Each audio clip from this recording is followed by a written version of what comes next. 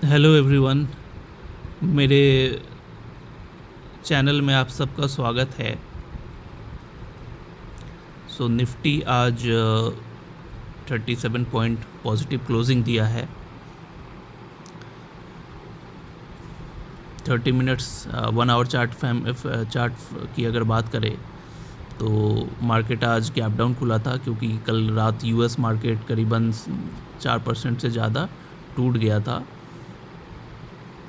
जिसकी वजह से पूरे एशियन मार्केट में सुबह सुबह नेगेटिव सेंटिमेंट थी और सारे मार्केट लगभग डाउन थे। इसकी वजह से हमारा मार्केट भी नीचे खुला। बट क्योंकि मैंने कल के वीडियो में आपसे शेयर किया था कि हम लोग मुश्किल से 2 या 3 घंटा ही सुबह सेलिंग देख सकते हैं या वो भी नहीं देख सकते हैं, देन फर्स्ट हाफ में करीबन 11-12 बजे के आसपास हमें रिवर्सल देखने को मिलने वाला था। कल के वीडियो में अगर आप चाहो तो आप लोग जाकर चेक कर सकते हो, मैंने बोला था ये चीज़। तो आज हुआ क्या कि क्योंकि अगर हम लोग इस लेवल पे खुलते, गैप डाउन नहीं खुलते, तो ठीक 2-3 घंटा तक ये सेलिंग कंटिन्यू रहता, देन फिर यहाँ से हम लोग का रिवर्सल आता जब यहाँ बॉटम बनता। तो लेकिन हुआ क्या कि ऑलरेडी वीक सेंटिमेंट होने की वजह से हम लोग डायरेक्ट यहाँ पे खुल गए। तो मार्केट की जब कैपेसिटी थी यहाँ तक जाने की, तो ऑलरेडी जिस लेवल पे खुला तो और तो नीचे जाएगा नहीं, क्योंकि ऑलरेडी हमारा मार्केट में स्ट्रेंथ है, जैसा कि कल के वीडियो में मैंने आपको कहा था। तो मार्केट इसीलिए यही रीज़न था कि यहीं से फिर मार्केट मतलब बॉटम बन गया और ऊपर की तरफ आना स्टार्ट हो गया, जिसकी वजह से आप देखो जहाँ हम लोग खुले हैं, हम लोग यहाँ पे खुले थे, यहाँ से आप देखो मार्केट सारा दिन मतलब बढ़ता ही चला गया एंड मोमेंट तक। हालांकि धीरे धीरे बढ़ रहा था, बट ऊपर की तरफ ही गया है सारा दिन। लगभग सुबह जितने पे खुला था वहाँ से 200 पॉइंट की रैली आई निफ्टी पे।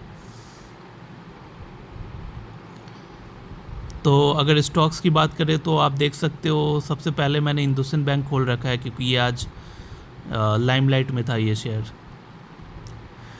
रीज़न क्या है भाई साहब कि आप जानते हो कि अगर आप किसी भी बिज़नेस को कर रहे हो तो आपको धंधे के प्रति हमेशा लॉयल रहना पड़ेगा। ये बहुत ही बेसिक लेसन्स है जो कि लगभग बहुत लोगों को नहीं पता होता है।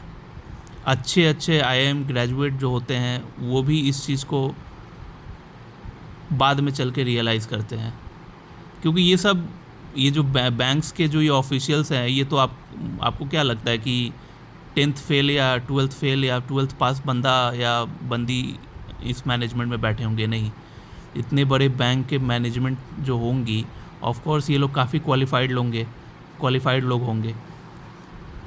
कोई आईआईएम से ग्रेजुएट पोस्ट ग्रेजुएशन किया, पीजीडीएम किया होगा, कोई कुछ किया होगा, कोई हार्वर्ड से पढ़ा होगा। उतना तो मैंने डिटेल्स उतना रिसर्च नहीं किया, बट मैं एक बेसिक एजम्पशन बता रहा हूँ कि ये सब बड़े बड़े बैंक्स में जो ऊंचे पोस्ट पे बैठे रहते हैं, ये लोग काफ़ी क्वालिफाइड लोग होते हैं।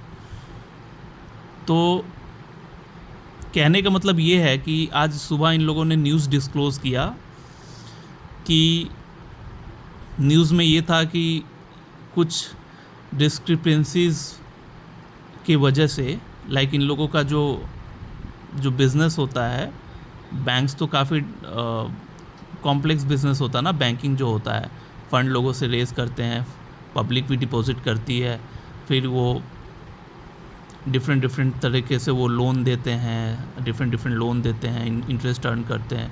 उसके अलावा कुछ कहीं कहीं इन्वेस्ट भी करती है बैंक्स पैसे को। तो उसमें कुछ क्या था कि डेरिवेटिव्स में भी इन लोगों का कुछ रहता है, मतलब डेरिवेटिव्स पे भी पोजीशंस रहता है, हेज करके चलते हैं, जो भी हो। तो उसमें डिस्क्रिपेंसीज होने की वजह से 2000 करोड़ के आसपास का नुकसान हो सकता है, ऐसा एक स्टेटमेंट आया, ऑफिशियल स्टेटमेंट बैंक की तरफ से। तो सिंपल सा बात है, जैसा कि मैंने पहले ही कहा इस वीडियो के स्टार्टिंग में, कि अगर आप बिज़नेस करने बैठे हो ना, तो आपको बिज़नेस के प्रति बहुत लॉयल रहना पड़ेगा। बिज़नेस को लेकर आपको बहुत सीरियस रहना पड़ेगा। थोड़ा भी अगर आप मजाक करोगे, थोड़ा भी अगर रियलाइज़ हो गया आपके इन्वेस्टर्स को या आपके कस्टमर्स को या आपके इवन रिलेटिव्स को या आसपास किसी भी लोगों को भी थोड़ा भी भनक लग गया कि आप मस्ती कर रहे हो, मज़े में चल रहे हो, बिज़नेस पे उतना फोकस नहीं है, तो सबसे पहली बात, कोई ना आपकी रिस्पेक्ट करेगा, और दूसरी बात कि कोई कभी पैसा भी नहीं लगाएगा आपके बिज़नेस में, चाहे वो रिलेटिव्स हो, चाहे वो आपका इन्वेस्टर हो, जिसने आपको इस उम्मीद में पैसा दिया है कि आप उसे कमा कर दोगे मंथली बेसिस पे या फिर ईयरली बेसिस पे, जो भी आपका डील हुआ हो, कोई आप पे पैसा नहीं लगाएगा। तो आज हुआ क्या कि इंडसइंड बैंक जब ये स्टेटमेंट लेकर आया कि इनके अपने फॉल्ट की वजह से 2000 करोड़ का बैंक का नुकसान हो जाएगा, तो सेंटिमेंट जो है वो वीक हो गया। इन्वेस्टर लोग जो हैं, इनके जो शेयर होल्डर्स हैं, इन्हें लगा कि यार मैनेजमेंट तो सीरियस ही नहीं है, मैनेजमेंट सीरियस नहीं है, तभी तो इनसे फॉल्ट हो गया, और फॉल्ट की वजह से 2-4 करोड़ तो नहीं नुकसान हुआ, 2000 करोड़ नुकसान हो। अभी आज के स्टेटमेंट से पता चला कि इतना नुकसान हो सकता है, ये नुकसान बढ़ भी सकता है, हु नोज़, आगे चल के पता चले कि कुछ और भी डिस्क्रिपेंसीज हो रखा है बैंक के अंदर। तो ये तो बिज़नेस जो है, ये तो ट्रस्ट पे खेला जाता है, एक बार ट्रस्ट टूटा, बात ख़त्म, फिर दोबारा कोई ट्रस्ट ही नहीं करेगा आप पे। तो इंडसइंड बैंक के साथ भी वही हुआ। जब ये न्यूज़ आया तो लोगों ने दबा के, शेयर होल्डर ने इसका शेयर बेच के एग्जिट कर दिया सबने, क्योंकि ट्रस्ट रहा ही नहीं, इसीलिए सिंगल डे में 28% टूट गया। वैल्यूएशन वाइज ये कंपनी अभी बहुत सस्ते पे ट्रेड कर रहा है, इसका बुक वैल्यू 850 के करीब है, बुक वैल्यू से ये 30% सस्ता मिल रहा है, फिर भी लोग अभी इसको खरीदना नहीं चाहते हैं, क्योंकि ट्रस्ट ही चला गया ना भाई साहब, जिसकी वजह से लोग उम्मीद कर रहे हैं कि ये और नीचे गिरेगा कमिंग डेज में।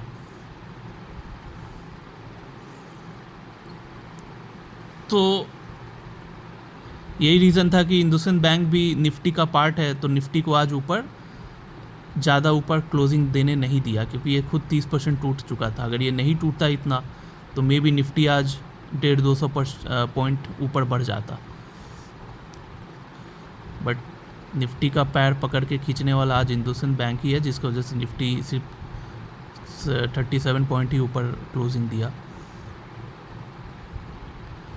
बाकी ब्लू स्टार का रेजिस्टेंस 2150 और 2200 के आसपास है, काफ़ी 2-3 बार ट्राई किया वहाँ पे उस रेजिस्टेंस के ऊपर जाने का, बट सस्टेन नहीं कर पाया, जिसकी वजह से दोबारा इसमें सेलिंग आना स्टार्ट हो गया। लेट्स सी कहाँ पे बॉटम बनता है। श्रीराम फाइनेंस में न्यूज़ आई कि जेफरीज एंड मॉर्गन स्टैनली जो है, ये दो बड़े बड़े इन्वेस्टमेंट बैंकर्स हैं, तो इन लोगों ने तो करीबन 6 रिपोर्ट अभी तक पब्लिश कर दिया है कुछ दिनों में, लास्ट एक हफ्ते में, कि इंडियन मार्केट का वैल्यूएशन काफ़ी रीज़नेबल है और यहाँ से अच्छा खासा रैली देखने को मिल सकता है।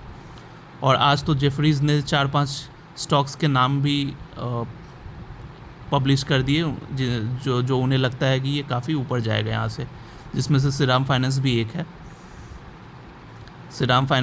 है। तो यही रीज़न था कि श्रीराम फाइनेंस में आज बायर्स ने इंटरेस्ट दिखाया और 2% ही ऊपर क्लोजिंग दिया है। और ये चीज़ भाई साहब जेफरीज तो बहुत बड़े लेवल पे हैं ये लोग। इस कंपनी को, ये श्रीराम फाइनेंस जो है, इसको करीबन मैं 4 महीने से मैं इसको ट्रैक कर रहा हूँ। वैल्यूएशन वाइज ये बहुत ही सस्ता था, 4 महीने से मैं बोल रहा हूँ। वीडियोस तो मैंने अभी रिसेंटली डालना स्टार्ट किया, लेकिन उससे पहले भी जो लोग मेरे व्हाट्सएप ग्रुप वगैरह में एडेड हैं उनको पता है ये चीज़ कि मैं इस कंपनी को 4 महीने से रिकमेंड कर रहा हूँ। तो थैंक्सफुली अब बड़े बड़े कंपनीज़ को भी ये चीज़ रियलाइज़ हो रहा है कि हाँ, इस कंपनी में, मतलब ये कंपनी में वैल्यूएशन गैप है, तो उम्मीद है वो लोग भी पीछे पड़ेंगे इसके, तो ऑफ कोर्स ये ऊपर चला जाएगा। BSE आप देख सकते हो, BSE आज फिर 5% के आसपास टूट गया। अभी मैं इस लेवल पे नहीं बोलूँगा बाई करने, क्योंकि BSE का चार्ट देख के तो ये पता चल रहा है कि इसमें अब इसको सेटल होने में अभी थोड़ा टाइम लगेगा, क्योंकि अभी क्रैश होना स्टार्ट हुआ है जस्ट। और पास्ट एक्सपीरियंस से मैं बता रहा हूँ, आप चार्ट खोल के देख लेना, BSE CDSL कोई भी कंपनी का चार्ट आप खोल लेना, कि जब किसी भी कंपनी में एक ह्यूज रैली आती है तो उसको सेटल होने में, फिर बियर फिर उसको थोड़ा कंसोलिडेट होने में करीबन 8-10 महीने साल भर लग जाते हैं। तो अभी तो मुश्किल से 1 महीना हुआ है गिरते हुए, CDSL को 2 महीना हुआ है, तो अभी इसको और 5-6 महीना आप सेटल होने दीजिए, देखिए किस लेवल पे ये सेटल होता है, उसके बाद आप आँख बंद करके इसको बाई कर सकते हैं 6-7 महीने के बाद, अगर कुछ नेगेटिव न्यूज़ नहीं रहा इस स्क्रिप्ट पे तो।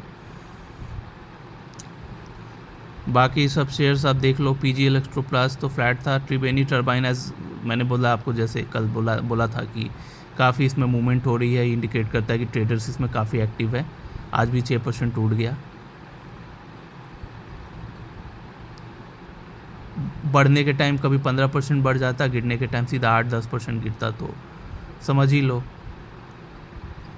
प्योर स्पेकुलेशंस हो रहा है उस पर, क्योंकि न्यूज़ तो उस स्क्रिप्ट में डेली आती नहीं है जो डेली इतना मूवमेंट दे। बाकी HL में थोड़ा बहुत बाइंग आना स्टार्ट हुई है, बट अभी भी कहा नहीं जा सकता कि बॉटम बना है इस कंपनी का, बट वैल्यूएशन तो ठीक ठाक लग रहा है HL का। HL आप देख सकते हो, HL अभी उतने रिस्की लेवल पे अभी है नहीं। और सब शेयर लगभग वही फ्लैट थे, कुछ रेड 2 या 3% टूटा, कुछ 1-2% बढ़ा, कुछ खास मूवमेंट आज था भी नहीं कोई स्क्रिप्ट में। और जैसा कि मैंने बताया कि ब्लू स्टार जो है वो 3% डाउन था, और मैं 7 लाख का पोर्टफोलियो होल्ड करता हूँ, तो ब्लू स्टार में मैंने अकेले सिर्फ इतना पैसा डाला है, तो यही मेरा पोर्टफोलियो को आज नीचे लेके चला गया। अकेला वही 21,000 रुपये डाउन हो गया, 23,000 मेरा ओवरऑल आज नीचे गया है पोर्टफोलियो। ब्लू स्टार की वजह से आज इतना मैं नीचे 23,000 आज नीचे चला गया पोर्टफोलियो। ब्लू स्टार अगर फ्लैट भी रहता तो आज मेरा भी पोर्टफोलियो भी फ्लैट रहता, but never mind, let's see कहाँ बॉटम बनता है। ऑप्शंस की बात करें तो आज ऑप्शंस में 4,400 का प्रॉफिट हुआ। सॉफ्टवेयर ने करीबन 6 दिन से मैं इसको मॉनिटर कर रहा हूँ, जिसमें 5 दिन प्रॉफिट दिया है, 1 दिन खाली लॉस हुआ। और ओवरऑल मैं नेट परफॉर्मेंस की भी बात करूँ तो 14-15 हज़ार तक अब हो चुका है प्रॉफिट 6 दिनों में। तो और मैं इसको 20-22 दिन ऑब्ज़र्व करूँगा, उसके बाद देखा जाएगा आगे क्या करना है। तो आज ओवरऑल अगर परफॉर्मेंस की बात करें तो इधर 4,400 प्रॉफिट हुआ, इधर 23,400 नीचे गया, विच मीन्स 19,000 इधर मेरा डाउन रहा आज परफॉर्मेंस। और अगर मैं ऑप्शंस में कितने ऑर्डर प्लेस हुए उसकी बात करूँ तो 237 ऑर्डर प्लेस हुए हैं, विच मीन्स 10 रुपये के हिसाब से 2,370 रुपये हुए। तो 19,000 से अगर 2,300 माइनस किए तो 16,700 रुपये करीबन होता है। तो 16,700 आज मेरा ओवरऑल नेगेटिव परफॉर्मेंस रहा। उम्मीद कर सकता हूँ कि अगर US मार्केट से कोई हमें सरप्राइज़ ना मिले, जो कि डेली कुछ ना कुछ सरप्राइजेज़ आ ही जाता है, तो हम लोग शायद फर्दर हमें अपसाइड देखने को मिलेगा। चार्ट में भी मैंने आपको बताया कि निफ्टी जो है ये अब देखिए ये बॉटम बन के ऊपर जाना स्टार्ट हुआ है। तो अगर कोई नेगेटिव न्यूज़ नहीं आता है तो ये और अभी ये और ऊपर जाएगा, लाइन ऊपर जाकर हो सके यहाँ पे फिर बॉटम बनेगा। तो इतना जर्नी कवर करने में 1.5 दिन तो लग ही जाएंगे, एक दिन से भी ज़्यादा, 1.5 दिन तक अभी उम्मीद कर सकते हैं हम लोग कि मार्केट कल पॉजिटिव रहेगा चार्ट के हिसाब से, और परसों भी शायद थोड़ा बहुत पॉजिटिव खुले अगर कोई न्यूज़ नहीं रहता है तो, और देन फिर हल्का सा प्रॉफिट बुकिंग आए परसों। बट अगर कल की बात करें तो कल हम उम्मीद कर रहे हैं कि मार्केट प्लस में रहेगा। अगर स्ट्रेंथ रहा तो, मार्केट अगर वीक हो गया, अगर मार्केट वीक हो गया, कोई नेगेटिव न्यूज़ आ गई, तब शायद फिर रेंज बाउंड रहे या फिर डिप का तो चांसेस कम ही है, या तो रेंज बाउंड रहेगा या फिर ऊपर जाएगा मार्केट। ठीक है गाइस, तो आज के लिए इतना ही। बाकी अब कल कैसा मार्केट परफॉर्म करता है वो कल की अपडेट मैं कल दूंगा। तो वीडियो को मैं यहीं क्लोज़ करता हूँ, 15 मिनट के आसपास हो गया। Okay guys, thank you and thanks for watching, bye bye.